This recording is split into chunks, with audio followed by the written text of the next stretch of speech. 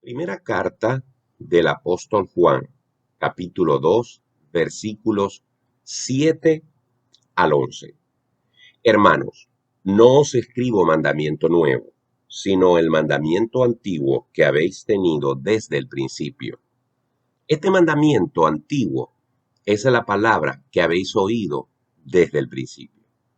Sin embargo, os escribo un mandamiento nuevo, que es verdadero en él y en vosotros, porque las tinieblas van pasando y la luz verdadera ya alumbra. El que dice que está en la luz y aborrece a su hermano, está todavía en tinieblas.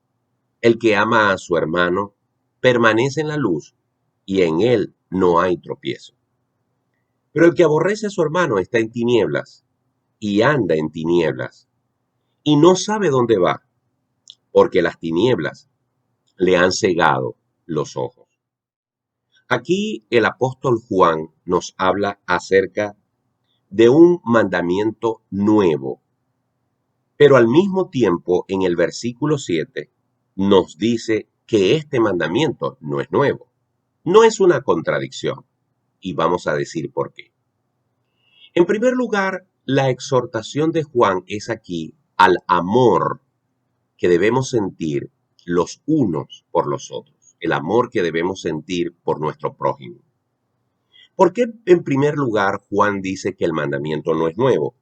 Muy sencillo, porque en el mismo Juan, en su evangelio, en el capítulo 13, nos narra lo siguiente en los versículos 34 y 35.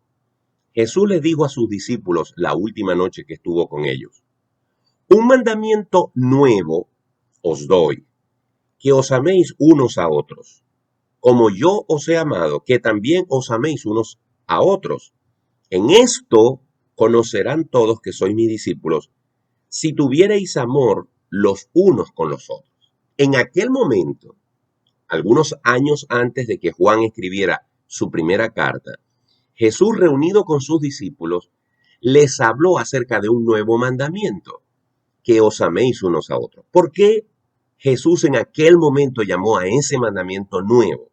Porque la deformación que los hombres habían hecho de la ley los había llevado a convencerse de que lo importante era vivir una vida religiosa donde se cumpliesen algunos ritos y algunos compromisos de tipo religioso, pero el amor que se debía sentir por el prójimo no se practicaba.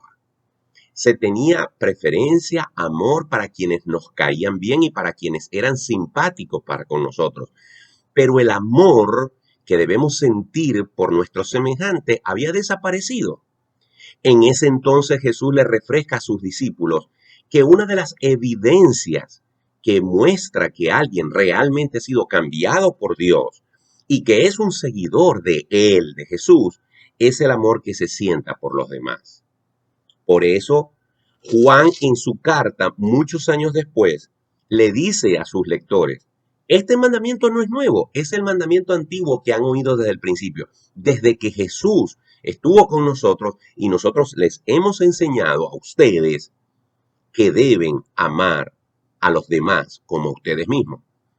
Pero luego, en el versículo 8, él dice: sin embargo, os escribo un mandamiento nuevo. No es que era un mandamiento distinto, no es que es un mandamiento novedoso que se le ocurrió a Juan en ese momento, sino que al igual que Jesús les refrescó a los discípulos en aquella reunión nocturna que debían amarse los unos a los otros, ahora Juan está recordándole a sus lectores que ellos en su vida tienen que recordar, tienen que tener presente que la evidencia de andar en la luz de Dios es el amor por el prójimo, es el amor por los demás.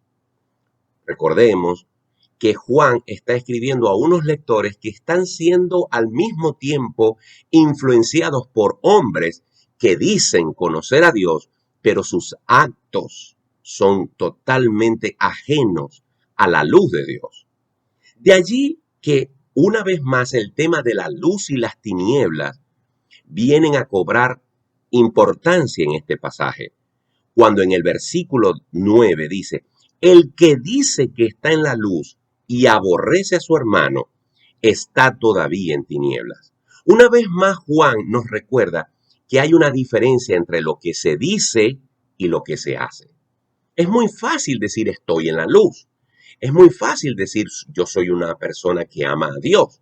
Es muy fácil decir que yo conozco a Dios. Pero con nuestro comportamiento, con nuestro andar, podemos demostrar que eso que decimos no es verdad.